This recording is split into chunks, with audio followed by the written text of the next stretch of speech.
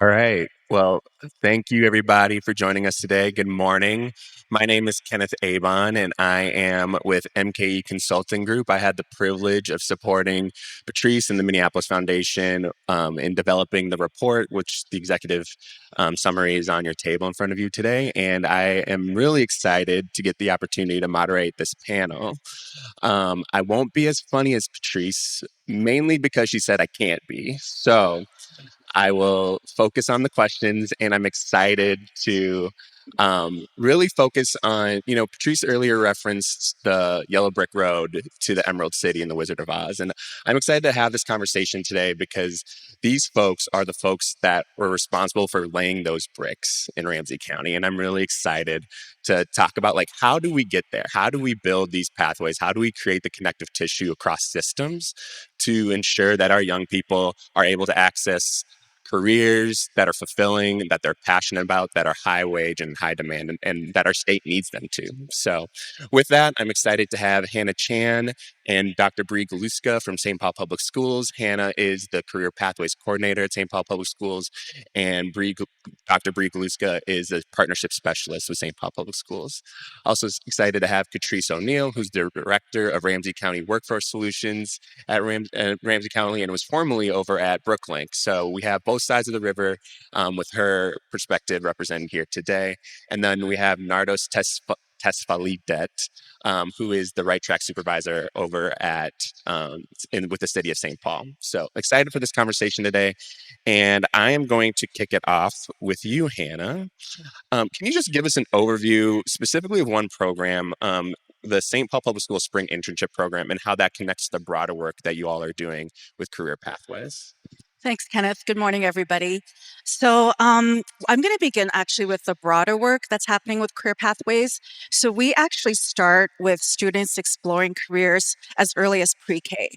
So students have personal learning plans, and they start looking at their interests, skills, what they're interested in pre-K. And then this work continues in elementary, middle school, and when they get to high school, we have foundational courses, we have advanced courses that students can take in high wage and in-demand programs. And that's how the work starts. We have 4 career pathways. We have science and medical, we have human services, business and communications, and innovative and emerging technologies. So that's a broader overview. And then I wanted to share 2 programs that we started to support the career pathways. So if you remember back in 2020, we had the global pandemic. And during that time, we realized it was a good time to be innovative and to reimagine what we think how students would learn best and how we serve our students. So then we created 2 programs that I think really moved our career pathways work forward. Our first program was Earn as You Learn. So that was a way for students to learn about building financial wealth. They also explored careers through certifications. So remember, we were in lockdown, so all of these programs were asynchronous. So students were able to explore careers through certifications like OSHA. So in OSHA, you can do agriculture, automotive, you can do manufacturing, EMS, you could do culinary, cosmetology, construction, manufacturing, all of those options. Imagine exploring careers and earning certifications at the same time. So we offered that. We also offered Microsoft Word, PowerPoint, Excel. Students also worked on customer service and sales. We also had, last year we had a student complete their FAA. That's the Federal Aviation Administration, to fly small unmanned planes, which are actually drones. So now we have a 16-year-old that can fly drones. But through certifications, these students are exploring options and career pathways. So we started this during COVID. To date, we have over 2,000 certifications earned. And a lot of it students are doing on their own time. So Let's applaud that. That's amazing. That's incredible. thank you, Kenneth. And so the second program we started was the spring internships. So I know that's something we want to hear about. Again, we were thinking, okay, students are learning these classes, this content in the classrooms. How do we take that learning and make it more tangible? How do we connect it to the workplace? And so I see Shayna's in here. So Shayna and I were connecting. She used to be with RightTrack, the RightTrack supervisor. And we were talking about how do we do this? And she had some funding, and we have the students. So we decided together, let's do it. Let's start the spring internship program. And that's how partnerships work, just having the conversation, realizing how we can work together. And so our first year, we had 43 internships. They were hybrid or virtual because it was the middle of the pandemic. And then we had 18 employers that first year. And what was amazing is one of our students, she actually worked for a national company, and she did all their translation of their website into Spanish. So she graduates from college this year, and she still works for that company. She is a consultant. They hired her as a consultant after the internship. And that's what we're talking about, giving these students these networking opportunities so they can be out there and having our employers see how amazing our students are, how much talent there is. And so that's what we're doing. So our spring internships, what are they? So essentially they run during the school year. We work with RightTrack very closely. Students apply in October. And then in November, December, they interview and they look for, they can get different opportunities. Internships are between 80 to 100 of hours paid. I think it's so important that we pay our students. We all work, we get paid to work. Why wouldn't we pay our students? So it's a paid internship, 80 to 100 hours. You saw Shai in the video, learning, he's working in a manufacturing company, and it's important for students to do that. And then, meanwhile, we have work-based learning coordinators in our schools. We cannot do it without our work-based learning coordinators. They support the resume writing, they do mock interviews, we do career visits, job shadowing. So they provide all of the support in the schools. And along with RightTrack comes in as well, and they recruit students together. They work on the applications together. They work on the hiring paperwork together. And that's how we collaborate and really work together to make sure students have these opportunities. The other opportunity students have in St. Paul Public Schools is that we have district-wide career pathway programs. So students can actually take other courses. They can earn college credits with our partners. They also can earn their EMT. They can earn their CNA certifications. For auto, we have the Automotive Service Excellence certifications. So just a lot of opportunities. I think what our career pathways do is really bring education and employment together. So students really see, and it really helps their future. I could talk all day, I'm not going to, but I just have so many stories of students saying, I had to work with these professionals. We had to work on a real problem. And just think about the communication skills, think about everything they learned during these experiences.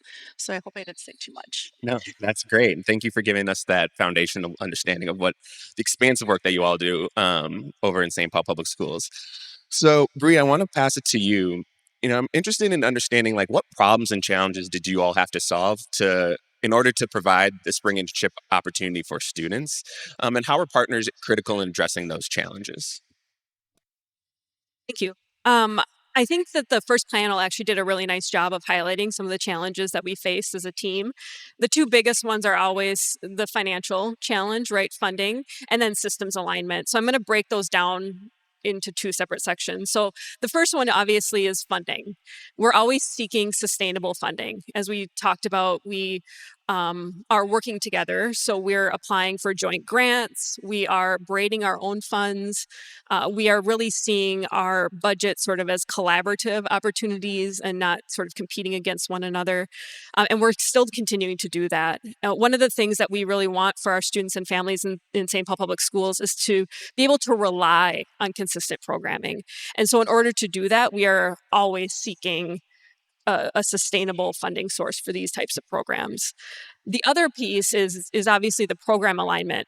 Ling said it really well when she said these are really complex systems. We're talking about big organizations that all have their own policies, protocols, and we're asking to work together.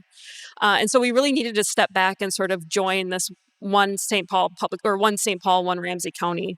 One of the things that we did as a team specific to the internship is alignment of language for young folks. So RightTrack has been along for a while. And so our young folks in St. Paul Public Schools were very familiar with the terminology of YJ1, Youth Jobs 1, YJ2. So this year we made the change to, in our spring internship program, mirror that of the RightTrack language of Youth Jobs 1 to Youth Jobs 2.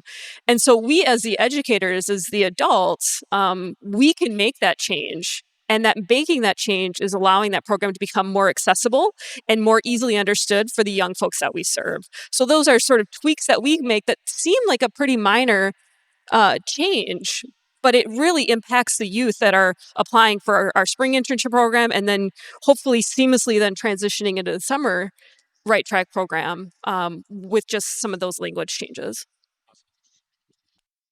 Thank you, Bree. I'm going to jump to you, Nardos, and I'm interested in learning, a little bit more. We've heard the reference here a couple times, but what is the role that the City of St. Paul plays in executing the spring internship program? And how does the partnership with St. Paul Public Schools strengthen other employment efforts within the City of St. Paul? Yeah, thank you for.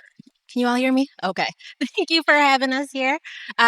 This work that we're doing with St. Paul Public Schools is a true collaboration between SPPS and RightTrack. Breanna already mentioned we're utilizing shared language. We're utilizing that RightTrack program model, right? Young people are already familiar with this model. We want to make it as easy as possible for a young person to be able to navigate these pieces without worrying, wait, I'm 16, am I eligible? Wait, I live 2 blocks outside of city limits, am I eligible? So something we were able to do is blend a lot of our funding and braid it. That way all young folks are able to seamlessly enroll in the program. And then on the back end, it's our responsibility to figure out how is this young person eligible for this program? Whose dollars are contributing to what areas? As you may know, RightTrack traditionally has eligibility guidelines that a young person has to have a barrier to employment and live within city limits. This allows us to expand our reach, and it has excellent alignment with a lot of our program goals. We also utilize our systems in place, including our RightTrack applications for young people to apply through, as well as our employer partners to apply through. Just again, allowing for a lot more consistency and streamlining that process. Often we work with the exact same people in different instances. We have the same champions. So this is also removing a lot of the burden from our employer partners who are feeling like they're navigating competing priorities or have to pick between options. So we've really appreciated that process. And RightTrack also oversees the payroll process, although we encourage employer paid experiences. So whoever is able to pay for their internships, we appreciate that. And hopefully we can get more partners to be able to invest in our internship experiences. For our partners who are coming to the table who aren't able to pay the wages, we're able to blend our dollars and figure out how to most effectively move forward.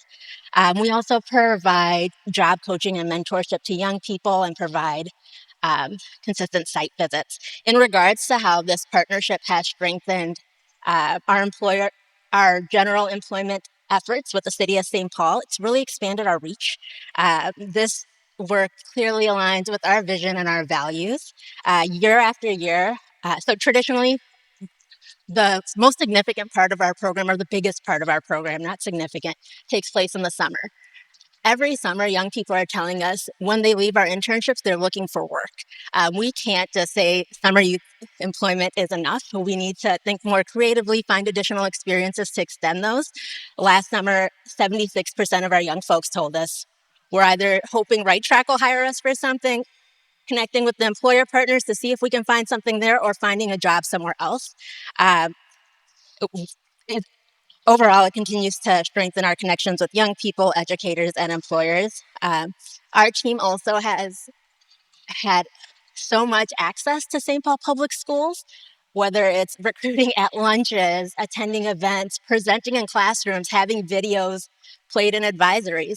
Our teams truly do feel blended at times, and I know Ling mentioned working together, officing together, and often we are in each other's spaces, which is great. And again, those consistent meetings, etc., have is something that we want to continue to evolve. And again, our employers have circled back to us and shared that this process feels easier to navigate for them. They're already navigating pretty large workloads, so that has been a benefit to us in regards to maintaining our employer connections. But this partnership goes beyond employer and youth recruitment and engagement efforts. And was it Keith who touched on credit recovery opportunities? We have been working with St. Paul Public Schools to offer credit recovery. So young people who engage in a summer internship with us and have attempted and have not passed English 9 through 12 or social studies 9 to 12 can actually recover those credits through completing their internship experience with this. And this is something I can't speak enough about. And I want to thank Bree and Shayna and the attorneys for laying the foundation.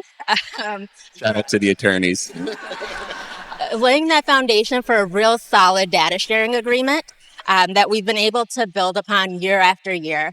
This allows us to really engage in this low barrier initiative. So the way it works is once young people are matched with an internship, we send all of the applicants who are matched and SPPS students to the Department of Alternative Education.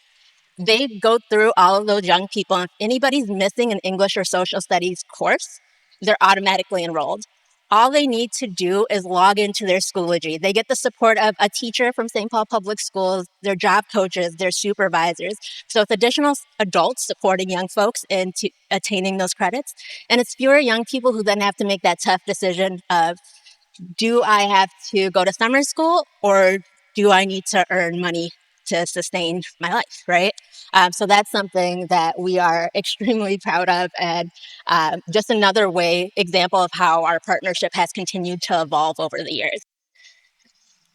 Awesome, thank you. Before we move on from the spring internship program specifically, I did just want to ask Hannah, we've talked a little bit about the spring internship program, and you mentioned how important it is to pay students.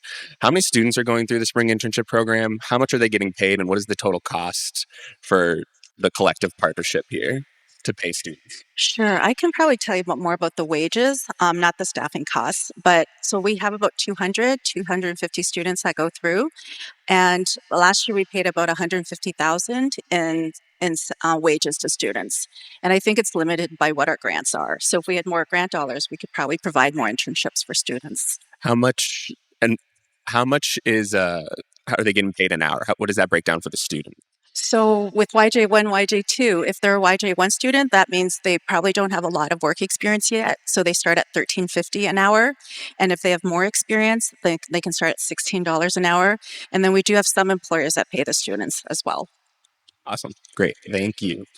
Catrice, I didn't forget about you, I promise. I'm just curious, the work that is happening in Ramsey County, St. Paul Public Schools with the city of St. Paul, how does this work fold into the broader strategies of Ramsey County and the youth work that is happening? I know you all have partnered with RightTrack to expand RightTrack to be eligible to all students in Ramsey County and not just St. Paul.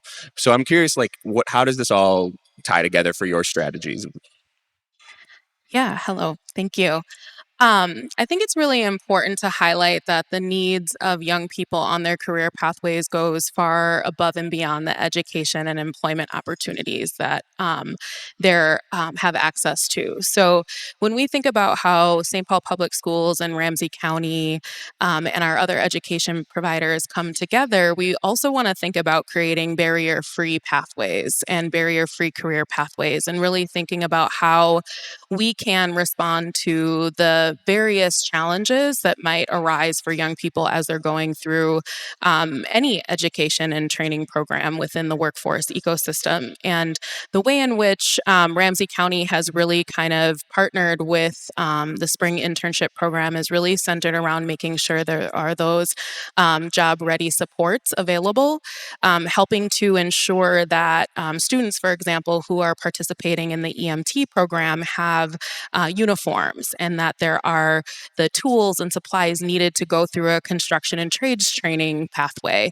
And ensuring that young people, I think when you think about the funding and the complexities of the workforce ecosystem, we don't ever want young people to feel that. We don't need them to know that they're a WIOA participant or that they're receiving funds through Minnesota youth programs or one of the state's grant programs that helps to fund the broader work that we do, but that there is this seamless, holistic, person-centered response where we are centering around the youth and being able to provide those additional services. And I know having Ramsey County staff working alongside the school staff as well as RightTrack, having those continued collaboration meetings and being able to connect and help young people kind of find their people on their pathway by way of our partnerships is really central to that relationship as well. Awesome. Before we move on, I just wanted to really quick, since you mentioned the additional services, that's such an important aspect. It's a key insight in the report on how important it is for youth career pathways. I did want to just have you touch a little bit on the driver's license academy work that y'all do. I saw Christy in the room. Shout out to Christy. Yeah, could you talk a little bit about that and kind of the work that's going into that and why that's so important? Yeah. So driver's license is a significant need for a lot of individuals, not just youth, but adult job seekers to be able to get to their work sites. And so as we kind of address some of these barriers, particularly around transportation, it was really central for Ramsey County to be able to respond to that in a really meaningful way. And so the development of the Driver's License Academy allowed for individuals 18 to 24 who had that need to go and get their driver's education and or get additional resources to support them with any fines and fees, and having access to that to help reduce that transportation barrier was really central. I know there's been a lot of success with that program, and we are looking at that being kind of a regional approach as well, and bringing in other community partners to ensure that the Driver's License Academy can continue and that we're able to identify the driver's license as a work credential as well. So there's continued collaboration and building that's happening in relationship to that programming as well. Awesome. Thank you so much, Catrice. Want to go to Bree. We've talked a ton about y'all's partnership together. I'm curious, who are some of your other partners in the career pathways work, and why are these partnerships so critical to the success of these pathways? Yeah, thank you. So in addition to the wonderful members that were on the panel and the panel prior, we also partner with amazing organizations like 3M. I know Krita mentioned them, Minnesota Department of Education, United Way. I saw Liz here, Min State and St. Paul College, the Chamber and Blaze Credit Union, among many, many others. We have, just in the Career Pathways program alone, I think we have nearly 100 partners, if not more, that we work with.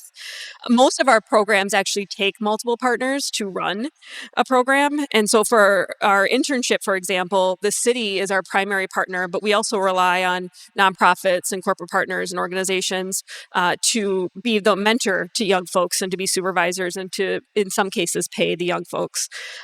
So we work as a community for the SPPS students, and not everyone has to do everything. So we each take our own piece, what we are experts in, and then we sort of build programming around that. So I want to talk about one partner specifically, which is Blaze Credit Union.